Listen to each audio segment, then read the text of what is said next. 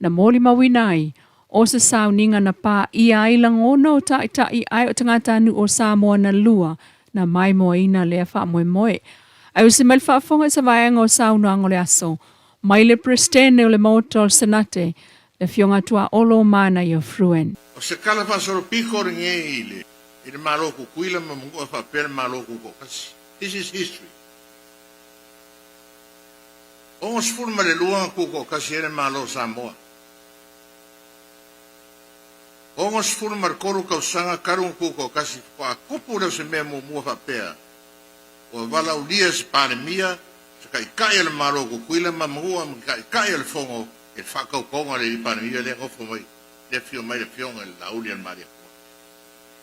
O se mea mo le wakupu. Ia se mes pakpaki ni kai aole.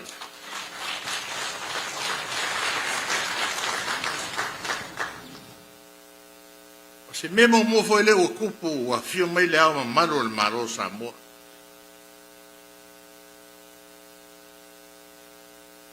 Na fionga le kama ai. Man masiofu. Fionga ya la au ke le maria kua. Farfarkua. Fionga e whangwhakalai e whakaua lo waso hukuila mamu. Oi pula masui, oi pula mapuru o si ima ele mamaru al maro sama. A oi kwa olo, mat whangwhakalai si kuro, o wha ere le ai leo mamaru al maro sama. O lenga a whakao ko oko kala al maro. Wha whengai leo mamaru al maro, mal paramia, mal preskengi o Amerika. Ayar kai aungi. Mai saua kau I whale alupo. Se ua mongi a upo ka ko le ai. O le kupe o le oloa sa ar palangi. A le oloa sa moa o nga ainga ma le whawhiano aloa. Le ua whakingo le kai aungi. Whawhikaila ua fionga le au mamalo le malo ma le masio. Whawhikaila oli le mali koa ma le masio. Whawhitua. Whawhikaila whonga whikalai. O koa mga ia le whakala ula ko kukuila mamango.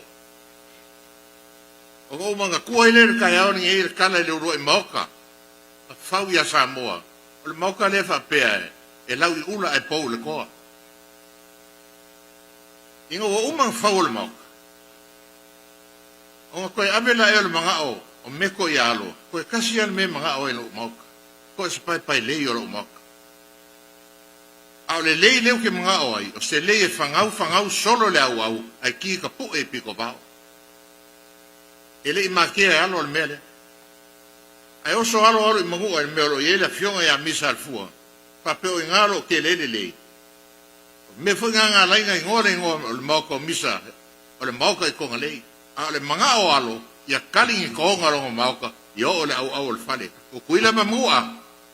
Le sa ungi pule ma ko mo ka aronge kangi mau ka roba ka aronge la si la le mo le malo ku mo la si la le fale le la ole la si le ka fe ngau ya e la ga sakwa la si la le la ka mo ka fe ai sia e ka u le fio mai le ka aronge fa ma wo lungo la was ku kuila a mo e lungo fo ina pulu pa ka lu ai ka aronge la fo kwa Kong yola maru le mauka maulunga fa pe foi le maru le mauka sui.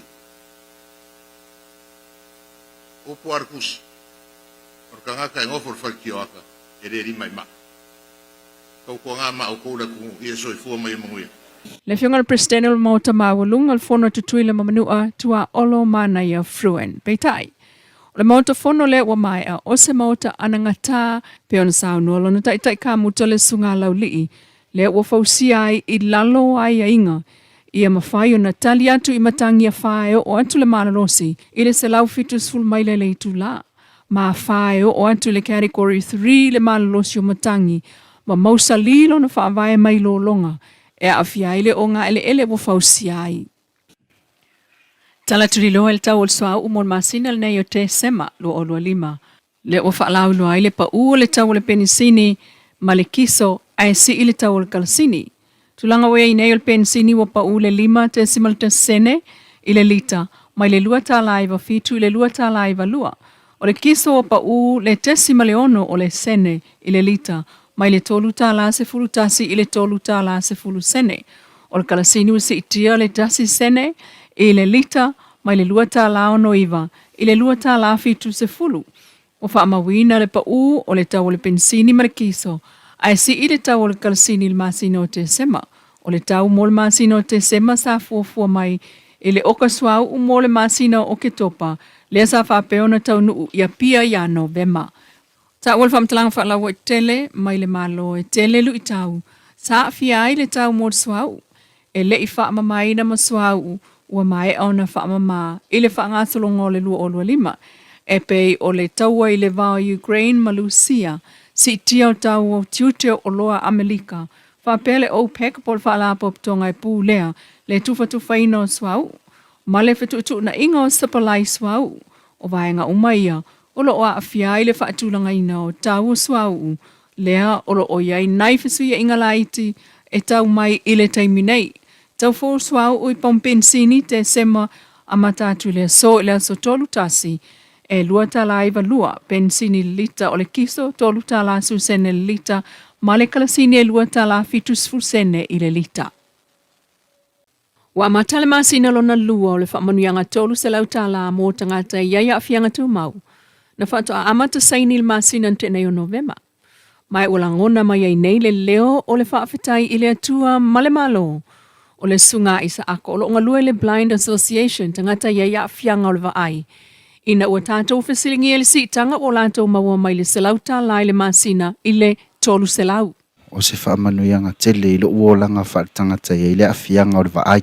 I le maua i o lea whaamanuianga mai le tatou malo tuuina sao mai le malo i a au malima o i mātou i a whianga tō maua soifua. E le o se mea sa i se mawhauwhaunga o le atupu. Ai o se vaenga fo i ua leva o na tapisa ai a nisi fo i o whainga pāti nei tausanga utuana i atu. Ia peitai na ua tūlai ia le whatoto i le atua sa mautas. Sa o matau wina i le anga e whaatino tūlanga lea mai o se o le uputonu lawa i e tau na watu i lo ulangona. It's a blessing o se whaamanuianga i atea. Ia le mahua i o le whaamanuianga me le tatou malo. E le ngaka foila e tate mawhauwhau o se whaamanuianga. Ai i tua mai. E whaafea ia o le tangata i a whianga tū mau o mau o le whaamanuianga. O na o talia le maua o le whaamanuianga. Whawhewhea o na whaasoa ina mo le manuia alu i luma o lo taumawhai.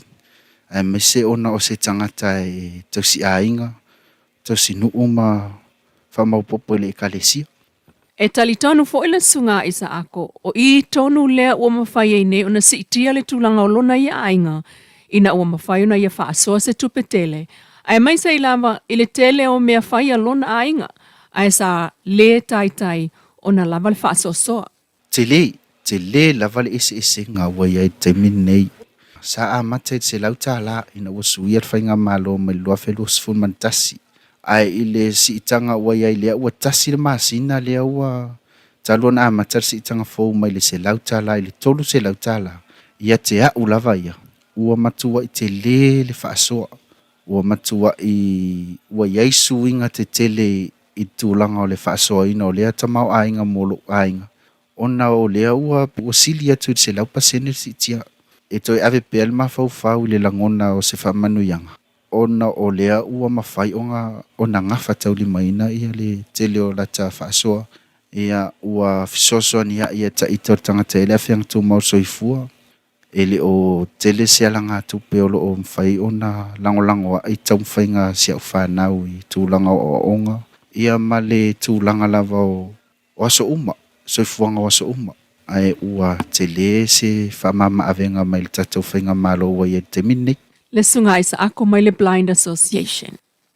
Inisi o tala o le masina lo na lua le nei talon amata, ia le tausanga wha le tupe le malo fau, wa si iti ai foi, ma tu unga whai i le wha le leia wana tangata whai ngā luenga. Le wa amata i le whai ngā susu e ngā whala au wha saina o tangata ngā lulua i le malo. E le ngata o tangata fau e ulu whale mai, ai wha pena fo i mō tangata o lo ngā lulua ai nei I to tonu le malo. So se tangata whaingaluenga le malo, o le ata pā uma tātou test. E te whaingaluenga o la iei teimi e tu watu ai le avanoa e te alu o e ta pena lau test. E lo ai o oe o lo e lea a fia i to tonu o whala au whasaina. Le ngata fo i lea o avanoa fau uma le tātou malo le la whasala lau. O le tasi lea qualification e a veai oe matangata whaingaluenga le malo. Ea o lo umama umamamea nei. Peta e ua fo mai ai nei le tu malo a ana wha. Fasta o taima vailu utai e ngā lue wha atasiai ma le malo e wha sa loto mai Samoa I fuala au wha asaina ma tautia. O ana wha, fasta o taima vailu utai na so mai wha whenga taulangi. O mai ma le puli ma malu ali mwhai puli. E mai le latu tau au. E fe so soani wha atasi I le tineia o le so solo atu. O tūlango fuala au wha asaina le tatu watunu. O le vasta luaile na so o lava le mau o wha moli mai Amerika Samoa au mai wha ananai fuala au wha asaina. Ma wha au ngā aita au mawhai pe o pu Samoa ma whangu susu pauta e wha awala mai ai. O tala nai vai whanua nei tūla, mai lo